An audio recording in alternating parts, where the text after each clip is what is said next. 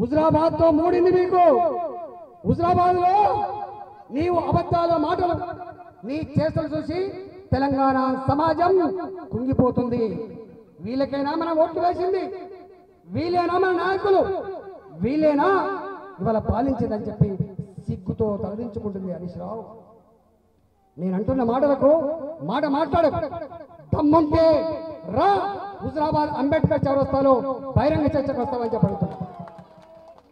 నన్ను పట్టుకొని రూపాయి అభివృద్ధి చేయాలంటావు, నన్ను పట్టుకొని మధ్యలో వచ్చిన మధ్యలో పోయి అంటావు, నన్ను పట్టుకొని ఇవాళ మోసం మాటలు మాట్లాడుతుంటావు. నేను అడుగుతున్నా, నా ఆడబిడ్డలారా, నా అన్నలారా, ఇవాళ జరిగే ఈ పోరాటం కుల పోరాటం కాస్తుమా? ఇవాళ జరిగే ఈ పోరాటం కేసీఆర్ అహంకారానికి, కేసీఆర్ డబ్బు సంచులకి, కేసీఆర్ నిక్కల్ సీసాలకి, కేసీఆర్ పోలీస్ దుర్మార్గాలకి మధ్య జరిగే పోరాటం ఇది.